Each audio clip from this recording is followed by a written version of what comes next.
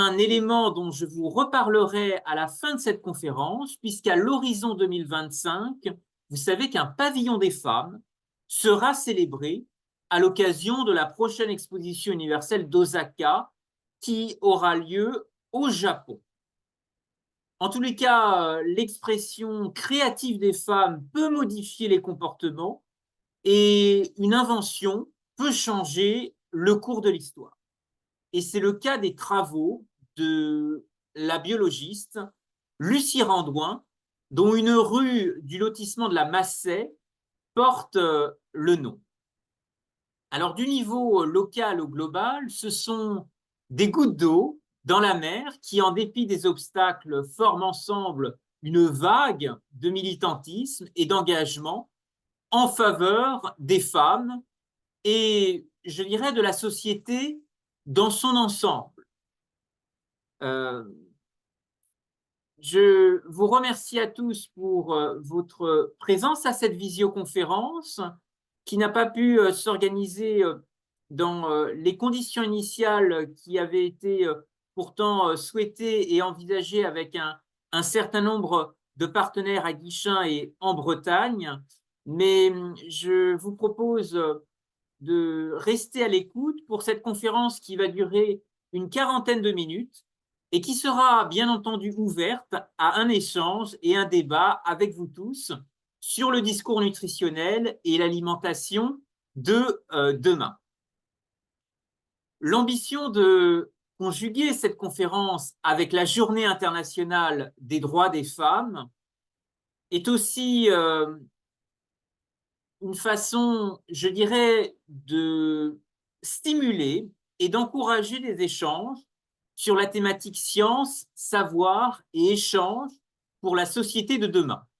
C'est un champ de réflexion qui va à la fois nous permettre de rebondir sur des discussions engagées ici au niveau local en faveur de l'autonomie circulaire, en faveur aussi de l'autonomie alimentaire sur le territoire, avec une actualité qu'on le voit aujourd'hui extrêmement forte sur des enjeux de sécurité alimentaire, et on le voit tous les jours dans le monde.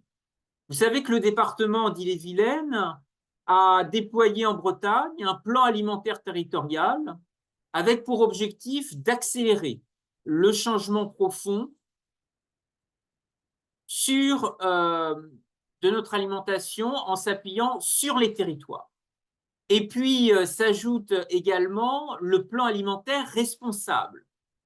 Et en écho au sujet de la conférence de ce soir, nous aurons l'occasion d'en débattre et d'échanger davantage pour valoriser des ressources circulaires, des activités transformatrices avec des chaînes de valeur qu'il est possible aujourd'hui de réinventer en lien avec la nutrition, la diététique, la sécurité alimentaire, j'en parlais tout à l'heure, et même la pharmacopée des plantes et des sciences du vivant.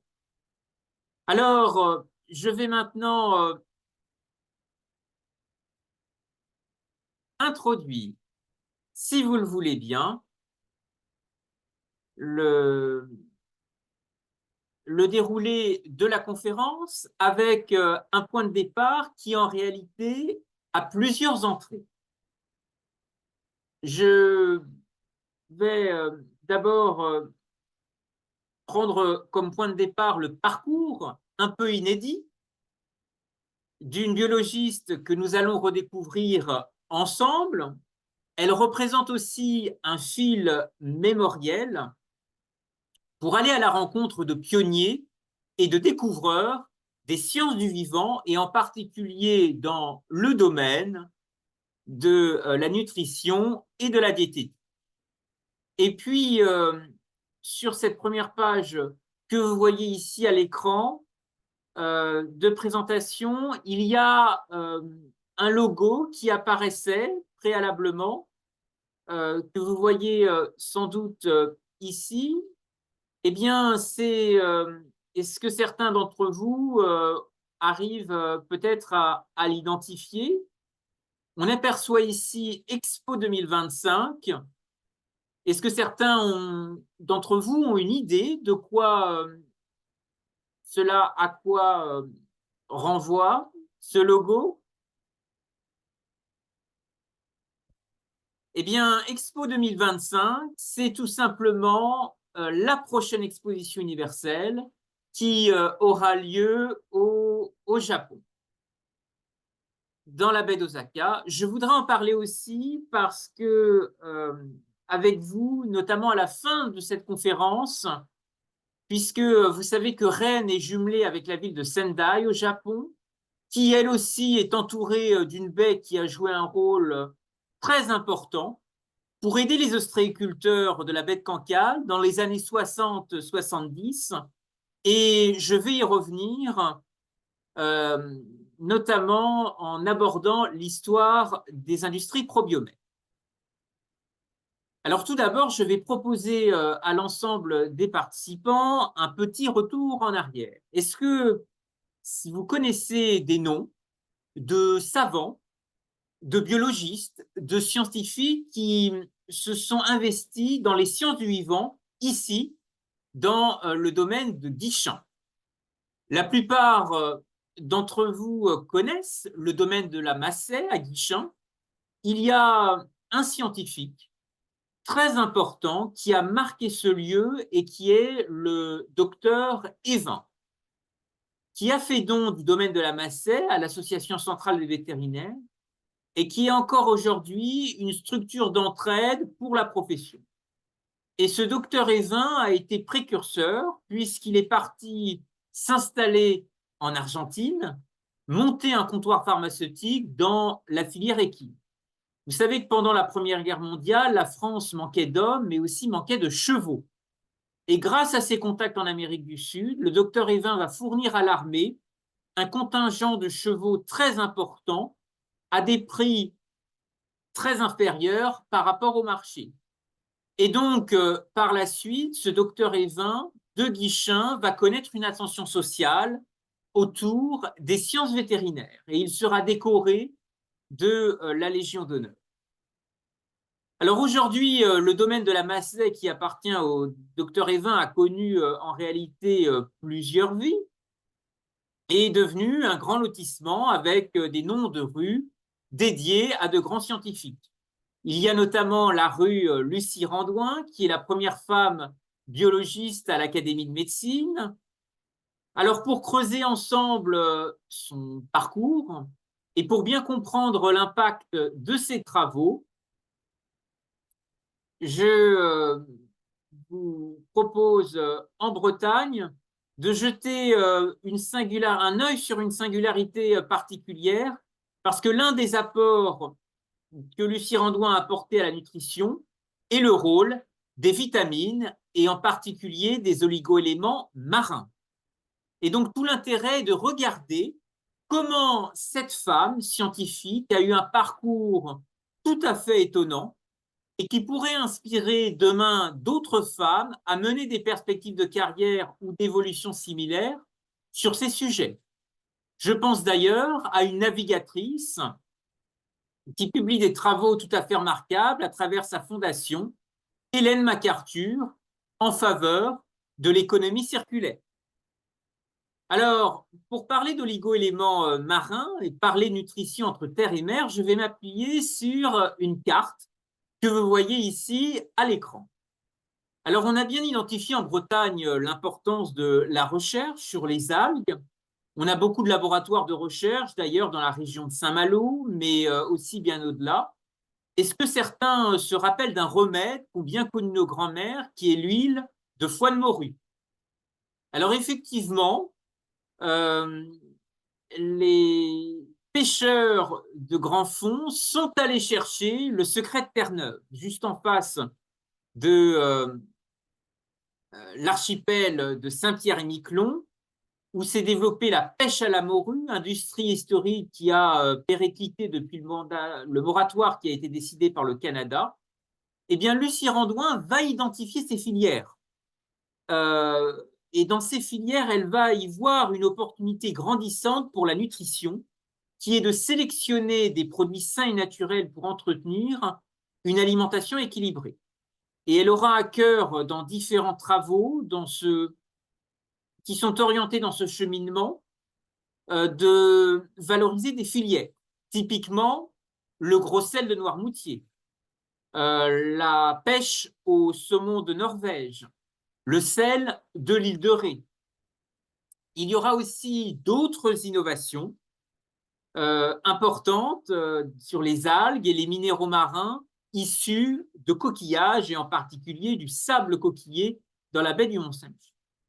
Et tout cela un peu finalement dans le courant, dans le sillon d'un courant qui est né au début du XXe siècle, qui est né notamment sur l'impulsion des travaux du plasma de Quinton, qui sont des ampoules d'eau de mer qui étaient prélevées en haute mer, notamment dans les Sargasses. Et c'est René Quinton, un biologiste, qui va porter ses travaux et qui va ouvrir dans le quartier Montparnasse à Paris, en 1907, le premier dispensaire marin. À la fin de la guerre, il y avait eu beaucoup d'épidémies de fièvre typhoïde qui ont ravagé l'ouest de la France, la Bretagne en particulier. Et comme ultime recours, on a cherché à soigner des enfants en leur donnant du plasma de Quinton. Et il y a également un autre champ de recherche qui a fortement impacté cette époque, c'est le tableau périodique des éléments d'un scientifique russe qui s'appelle Mendeleïev. Alors, je vais maintenant m'attarder sur le parcours inédit de Lucie Randouin. Madame Randouin, née en 1885 et décédée en 1960, fut la première femme biologiste à l'Académie de médecine qui a imaginé en quelque sorte notre futur entre science et nature. Après le décès de Marie Curie en 1934, aucune femme n'est rentrée à l'Académie de médecine avant Lucie Randouin.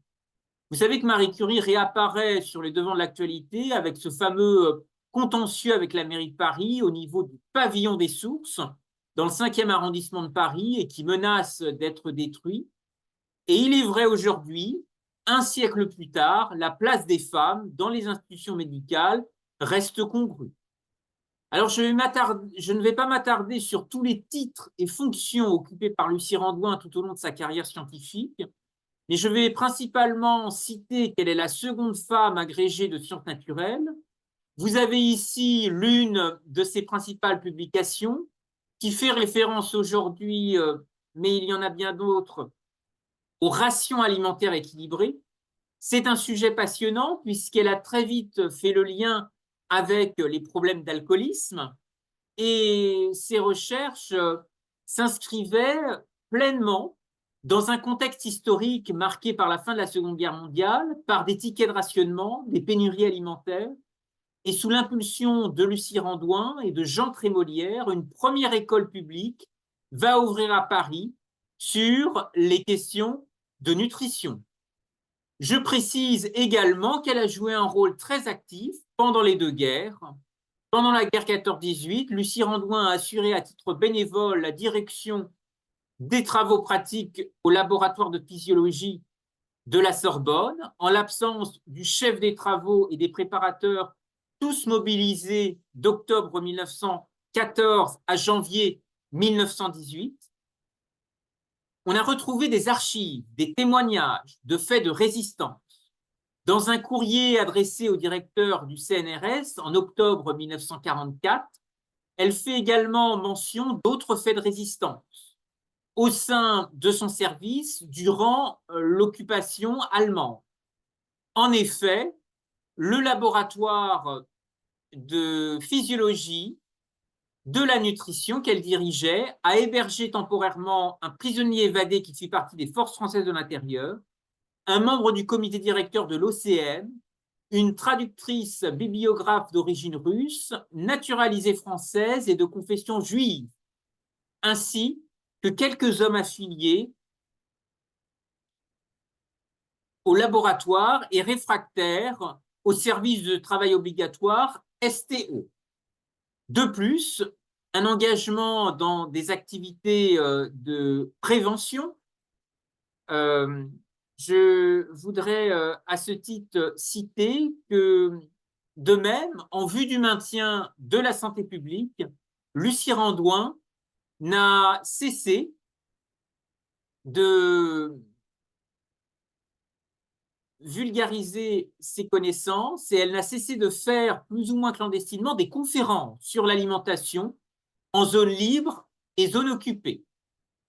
Par ailleurs, dans un souci de transmettre des connaissances, elle a vulgarisé un certain nombre de publications dans des conférences tournées vers le grand public. À ce titre, je vous précise que de 1910 à 1957, elle comptabilise près de 500 publications scientifiques, notes à l'Académie des sciences, à la Société de biologie, communication à la Société de chimie-biologie, à l'Académie de médecine. Elle a fait un très grand nombre d'interventions à la radio et participa à plusieurs émissions de télévision. En 1956, elle a été chargée d'organiser pour la radio et de faire elle-même, sous le nom de Tribune de la Santé, un enseignement public qui a duré 3 mois et qui a rencontré un grand succès. Et puis, elle a entretenu des relations épistolaires avec des innovateurs, avec des industriels bretons, et notamment mon arrière-grand-père lorsqu'il a fondé les industries probiomètres.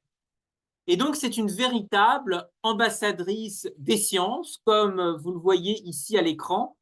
Elle a représenté la France comme déléguée française aux conférences internationales pour la standardisation des vitamines. Elle a également participé à des congrès scientifiques, à la fois français et étrangers, Boston, Rome, Madrid, Bruxelles, Constantia, Bâle, Berne et Lausanne en Suisse. Et puis, je crois que le cœur de son engagement a été justement de favoriser des produits sains et naturels et d'encourager la société française et le reste du monde de s'alimenter sainement. Elle a insisté sur l'influence primordiale d'une alimentation complète et correctement équilibrée sur la santé physique et morale des individus. Elle a formulé des règles d'équilibre alimentaire. Elle a insisté sur le rôle thérapeutique des rations. Et enfin, je pense, un enjeu humain et collaboratif que je trouve encore fondamental aujourd'hui, c'est le décloisonnement de l'innovation. On l'a vu très récemment avec le contexte des vaccins, avec la grande bascule de la recherche chimique vers la biologie, l'essentiel des nouveaux médicaments est aujourd'hui issu, tout ou partie, de travaux académiques. Et la crise sanitaire a souligné un grand besoin, car la recherche pharmaceutique est aujourd'hui l'activité économique et industrielle la plus liée à la recherche fondamentale, et aucun autre secteur n'a autant besoin d'un lien fort et direct entre les entreprises et les laboratoires des universités. À ce titre, il faut encourager l'esprit d'entreprise en université et vivement, je le crois, intégrer le prisme de l'entrepreneuriat au féminin. Alors, pour vous montrer à quel point le décloisonnement de l'innovation est important pour innover demain, je vais citer un exemple historique sur l'impact des travaux de Lucie Randouin sur mon arrière-grand-père qui a été horloger puis industriel. Et il s'est intéressé aux engrenages utilisés dans l'horlogerie, notamment lorsqu'on réparait des montres-bracelets pour valoriser des brisures de coquillages et notamment du sable coquillé dans la baie du Mont-Saint-Michel. Vous avez alors quelques images un peu historiques, notamment de son sablier, le Saint-Pierre, qui ici apparaît dans le port de Saint-Malo et qui allait extraire notamment du sable coquillé dans la baie du Mont-Saint-Michel, notamment au large de l'archipel de Chausey, mais aussi au large des îles anglo-normands. Alors l'ensemble de ces brevets, de ces procédés ont été brevetés avant de les industrialiser. Et ce développement n'a pas uniquement concerné régionalement une échelle bretonne et locale, puisque le développement à l'échelle européenne, a été aussi très largement mené en direction de la Suisse, de l'Allemagne, outre-Manche avec le Royaume-Uni et même aux États-Unis dans une perspective transatlantique, avec des partenariats tout à fait atypiques qui ont été menés. En Auvergne, je pense notamment dans le département de l'Allier, aux relations qui se sont nouées avec des filières de l'économie monastique, et je pense en particulier aux moines de l'abbaye de Sept-Fonds, qui fabriquaient un complément alimentaire naturel qui existe toujours aujourd'hui, qui s'appelle la germaline. Et puis, cette biologiste, Lucie Randouin, dont nous parlons aujourd'hui ce soir, et qui a été agrégée, je le rappelle, en sciences naturelles en 1911, à une époque où l'agrégation était réservée aux hommes, puis doctoresse sciences en 1918, et la première femme à enseigner en Sorbonne et à rejoindre l'Académie de médecine. Donc, on retrouve effectivement des inspirations croisées entre de nombreux territoires, entre terre et mer, une vision très claire de l'économie circulaire qui est passionnante aujourd'hui sur tous les enjeux qui nous concernent. On le sent sur l'arc atlantique de manière sensible à travers soit des industries ou des territoires qui ont eu des pôles historiques orientés. Alors, je vous cite l'industrie morutière des Sables d'Olonne en Vendée, mais vous avez avec la Compagnie Générale Transatlantique le hangar à bananes qui a été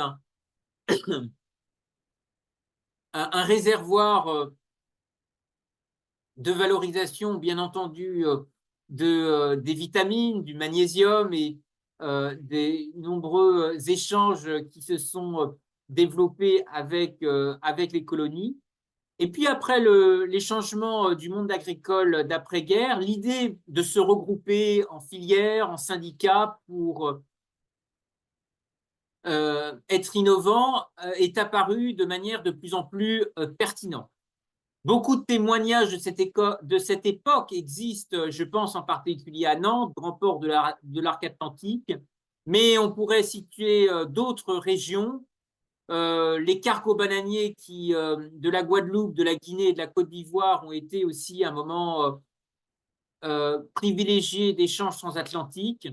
Et puis ces fameux Terre-Neuva qu'on a bien connus en Vendée, à Trente-Moules, qui ont permis aussi de créer un sillon pour l'huile de foie de morue, la pêche, les pêcheurs de gros fonds au large, jusqu'au large de l'Europe du Nord et de la Norvège. Eh bien, toute cette quête de produits naturels a effectivement un lien évident avec d'autres minéraux marins, et je pense en particulier au sel. On pourrait citer aussi d'autres aventures qui se sont nouées en particulier à l'initiative des industries probiomères lorsque celles-ci ont rencontré des pénuries. Et ça a été en particulier le cas dans les années 60, notamment lorsque des maladies qui concernaient les huîtres ont décimé un certain nombre de parcs dans la baie du Mont-Saint-Michel. Et c'est à cette époque que des Japonais en particulier sont venus investir dans le Grand Ouest de la France. Et à ce moment, en 67, eh bien, la même année, la capitale bretonne, la ville de Rennes, s'est jumelée avec Sendai au Japon. Il a fallu bien entendu trouver des alternatives à ces pénuries, et c'est de la farine de manioc de Madagascar qui a été notamment trouvée auprès d'importateurs. Alors ces sujets sont essentiels aujourd'hui à travers l'agenda de grandes rencontres internationales, et je pense en particulier au COP. Je vais citer en particulier la COP23 de Glasgow en Écosse, qui a été intéressante pour réfléchir davantage à des alternatives, notamment en ce qui concerne la fin des sacs plastiques qui polluent très largement les océans. Et comment envisager justement cette transition? Eh bien, ce sont des sacs biologiques en amidon de manioc qui ont été imaginés, présentés à la COP23, une technologie indonésienne qui a véritablement inspiré de nombreux acteurs, notamment de pays africains. Mais je voudrais aussi citer l'intérêt de grandes entreprises, en particulier L'Oréal, et également une chaîne kenyane de supermarchés qui s'appelle Uchumi. Eh bien, l'océan, comme vous le voyez, est un écosystème à préserver qui est riche en minéraux marins, en oligo-éléments marins que Lucie Randouin a valorisés et qui ont aidé les industries primaires à prospérer et se développer. Eh bien, ce passage de témoin aujourd'hui est essentiel pour croiser les filières et innover demain. Innover demain avec notre environnement immédiat, qui est celui des îles du Ponant, un laboratoire d'innovation exceptionnel pour l'arc atlantique, l'arc Manche et des régions maritimes en première ligne comme la Bretagne, mais aussi la Normandie quand on pense à Chausey, la Nouvelle-Aquitaine et les Pays de la Loire également. Ce travail de la mer me fait effectivement penser à une œuvre d'un écrivain, Victor Hugo, qui est parti s'exiler à Guernesey, dans les îles anglo-normandes, et qui a écrit cette œuvre prophétique, Les Travailleurs de la mer, dans lequel cet enfant de Besançon, ce personnage illustre byzantin, euh, a imaginé la figure d'un roi au crinier de l'océan qui aurait trouvé le bonheur dans ses États. La Constitution dont il est l'auteur refuse le droit d'entrée à l'or et à l'argent sans son autorisation, et la seule monnaie ayant cours est le coquillage dont la mer est l'inépuisable coffre-fort. Alors, quel coffre-fort les vallons de Haute-Bretagne ont aussi préservé? C'est le sel, parce que la route du sel, de Guérande en passant par Redon, a aussi été un objet de toutes les convoitises pendant les frontières de l'Ancien Régime. Et je pense en particulier à celle de Bretagne, qui a pendant longtemps stocké dans ses greniers cette ressource extrêmement rare. Aujourd'hui, l'héritage de Lucie Randouin a plusieurs dimensions. D'abord, à l'échelle du monde scientifique, un prix Lucie Randouin est attribué chaque année au cours des Journées nationales de diététique et de nutrition. Un timbre a été notamment porté dans le cadre d'un appel philatélique qui a démarré un peu plus de 2 ans et qui a reçu un retour favorable de la Poste, qui officialisera ce timbre-poste à l'effigie de Lucie Randouin en 2025. Il y a donc, au-delà de cette aventure philatélique, un dialogue à réinventer au carrefour, comme je vous l'ai indiqué, des sciences, des échanges, euh, et de ces femmes qui sont des pépites et qu'il faut identifier à travers de nombreux trésors. Et ce timbre sera certainement une façon de voyager, une façon de réinterroger le décloisonnement de beaucoup de filières, à l'image de cette initiative qui a été menée à Strasbourg, qui s'appelle l'Industrie magnifique, parce que sur les bords du Rhin, ce fleuve qui depuis l'époque antique a été un corridor d'échange exceptionnel, eh bien, en Alsace, l'Industrie magnifique fait rencontrer des industriels, des artistes, des chercheurs. C'est quelque chose qui est absolument essentiel aujourd'hui pour faire vivre des tiers-lieux dans nos territoires. Ce sont les briques de l'économie collaborative, ce sont aussi des moyens de redonner vie à des projets souvent ambitieux de reconversion, redonner des espaces qui, de tiers-lieux, peuvent redonner et retrouver pleinement leur vocation maritime. Et c'est à un niveau mondial des questions qui intéressent également des villes qui sont extrêmement exposées et qui exportent assez peu euh, denrées alimentaires. Pensez à Singapour, pensez à Dubaï, pensez à Hong Kong, pensez à Macao. Importation de leur alimentation à échelle, on dépasse très largement les 80, voire 90% pour ce qui concerne la cité-État de Singapour, dont l'importance de penser aujourd'hui l'économie circulaire, les filets de pêche recyclés. Et c'est ce qui se passe actuellement en Asie, en Extrême-Orient à Singapour ou au Moyen-Orient à Dubaï. Alors cet appel en faveur de la conception d'un timbre a été soutenu par des élus de collectivités, des autorités scientifiques, des acteurs associatifs. Et un dossier complet a été transmis à Philapost, qui est la direction du groupe La Poste chargée de l'émission de nouveaux timbres, qui fixe notamment le programme philatélique à année N+2. Ces sujets primordiaux d'éducation sont fondamentaux. Mieux se nourrir, mieux se soigner, ce sont des questions qui sont à retrouver aussi très largement dans le cadre d'expositions universelles. Et je voudrais souligner à l'horizon 2025 le thème qui a été retenu pour la prochaine exposition universelle qui va se dérouler à Osaka. Je vous rappelle que le château des Ducs de Bretagne à Nantes est jumelé avec la ville d'Osaka dans le cadre d'un partenariat culturel extrêmement intéressant.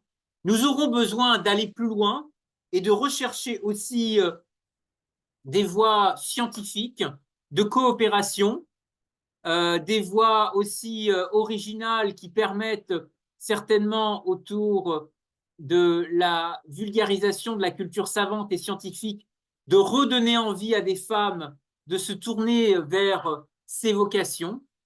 Et puis, vous dire que derrière ce grand thème porté par l'exposition universelle d'Osaka en 2025, se posent trois questions majeures qui intéressent au niveau mondial l'agenda des ODD, des objectifs du développement durable. D'abord, sauver des vies, inspirer des vies et connecter des vies. Vous imaginez qu'autour de ces trois thèmes, il faut réussir à co-construire un laboratoire vivant des peuples, un laboratoire pour la société du futur, c'est-à-dire un espace où 8 milliards d'humains vont devoir non seulement vivre ensemble, mais aussi co-créer ensemble. Et cette idée de plateforme est essentielle, un lieu où le savoir mondial et partager fraternellement ces savoirs culturels et scientifiques de l'humanité qui résonnent à travers une vitrine que vous voyez ici sur cette image, ce plan qui représente la future site de l'exposition universelle, qui en 2025 aura un pavillon des femmes, comme l'édition précédente qui avait eu lieu à Dubaï, aux Émirats arabes unis. Eh bien, ce pavillon des femmes était une idée qui n'allait pas de soi. Et je voudrais rappeler qu'il a existé un Women Building qui avait été pensé pour l'exposition universelle de Chicago, mais en Europe, il y a eu une exposition des femmes qui a été pensée et imaginée notamment à Copenhague et qui a finalement eu lieu en 1895. Eh bien, Bertha Honoré Palmer a été une grande figure qui avait porté à Chicago cette idée de pavillon des femmes, de Women Building, Women Pavilion, et des femmes grandes mécènes européennes d'Europe du Nord s'en sont inspirées et ont été à l'initiative de ce cheminement.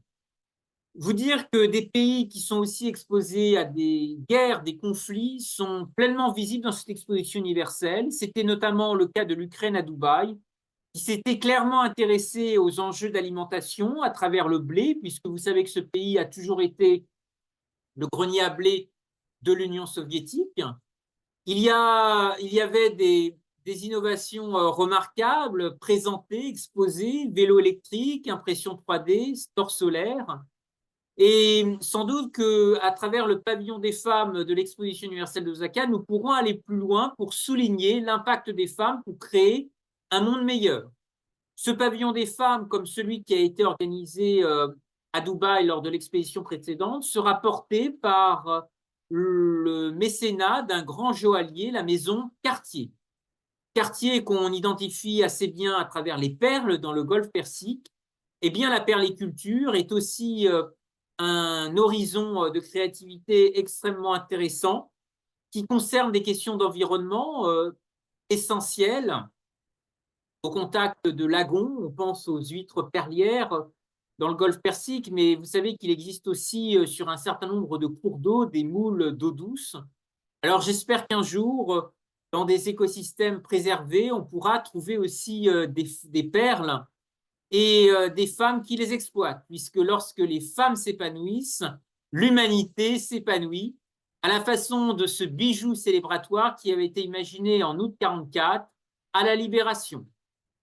Eh bien, je vous remercie à tous pour avoir écouté avec intérêt cette présentation. Nous allons maintenant créer un moment d'échange avec les personnes qui ont bien voulu se connecter ou écouter cette restitution. D'autres conférences seront prévues pour parler de Lucie Randouin. Je vous précise par ailleurs qu'une conférence sera organisée dans l'intramuros de Saint-Malo le 23 mars 2024 à 15 heures en salle municipale Sainte-Anne. Elle sera l'occasion de parler en particulier de la thématique de l'eau, qui est essentielle et qui est aussi une ressource à partager entre science et nature.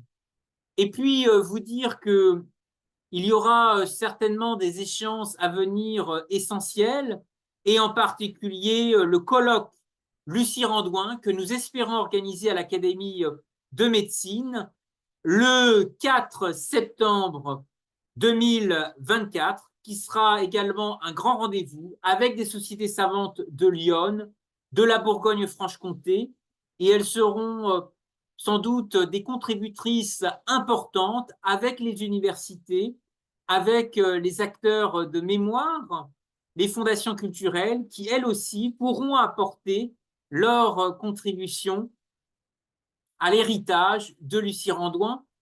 J'en retiens qu'un pont s'est ouvert sur la nutrition santé. Évidemment que ces questions d'autonomie alimentaire et d'innovation circulaire pour demain questionnent beaucoup de pays émergents, de villes. J'ai cité Singapour en Extrême-Orient, Dubaï au Moyen-Orient, puisque vous savez que la COP qui s'est déroulée là-bas aux Émirats arabes unis avait très largement envisagé dans son agenda des conférences qui étaient dédiées aux systèmes alimentaires mondiaux. La conférence de ce soir est aussi un moment peut-être de trait d'union entre le local et le global. Au niveau mondial, ces sujets réapparaîtront, en particulier à Bakou, en Azerbaïdjan, pour la prochaine COP. Mais je pense qu'on continuera de toute façon à en parler pour les 2 prochaines expositions universelles. Je citais celle d'Osaka au Japon, et puis la prochaine qui aura lieu en 2030 à Riyad, dans le royaume d'Arabie Saoudite, dans lequel nous essayons, je l'espère, nous aurons l'occasion peut-être de nouer des liens avec des réseaux de femmes d'affaires saoudiennes, des réseaux de sociétés savantes, euh, de femmes érudites qui s'intéresseraient également à ces questions, et puis un pavillon des femmes qui sera sans doute aussi l'occasion de faire rayonner de nombreuses initiatives. Alors, regardons et approchons 2025. Ce sera mon message de conclusion pour vous dire que 2025 est un moment privilégié pour une exposition universelle, et dans la tête des organisateurs japonais, il y a vraiment l'idée d'en faire un tremplin essentiel pour l'agenda 2030 qui notamment a fixé la cible des ODD à cet horizon 2030. Et donc, 5 ans avant la cible ambitieuse à atteindre, ces ODD, nous aurons besoin d'être vigilants, alertes, et de nous réunir ensemble pour concrétiser ces fameux objectifs du développement durable. Je ne vais pas tous vous les citer, les 17, mais vous savez qu'il y a parmi l'un des premiers objectifs, je crois que c'est l'objectif numéro 2, l'objectif fin zéro dans le monde est toujours pleinement d'actualité. C'est un défi qui doit aussi mobiliser les scientifiques et les sociétés civiles dans un décloisonnement des savoirs et des connaissances. On aura certainement besoin aussi de beaucoup d'innovation locale, et c'est ce qui fait le sens de cette restitution aujourd'hui auprès du public de Guichen, auprès du public breton et d'autres régions qui nous écoutent.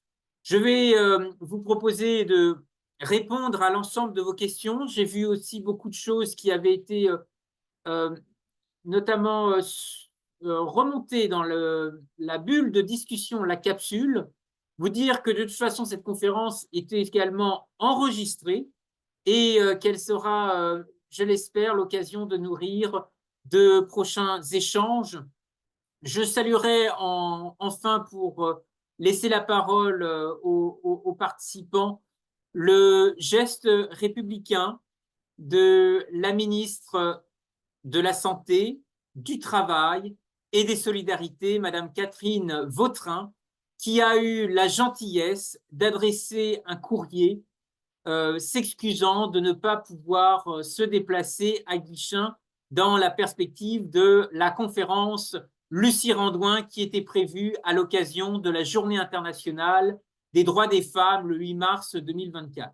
Ce courrier, par la voix de son chef de cabinet, a été transmis avec en amont, avec beaucoup d'avance, et j'ai été très heureux de lire cette correspondance et je voudrais la remercier très chaleureusement pour cette attention et cette délicatesse. Place aux questions et merci à tous pour votre attention.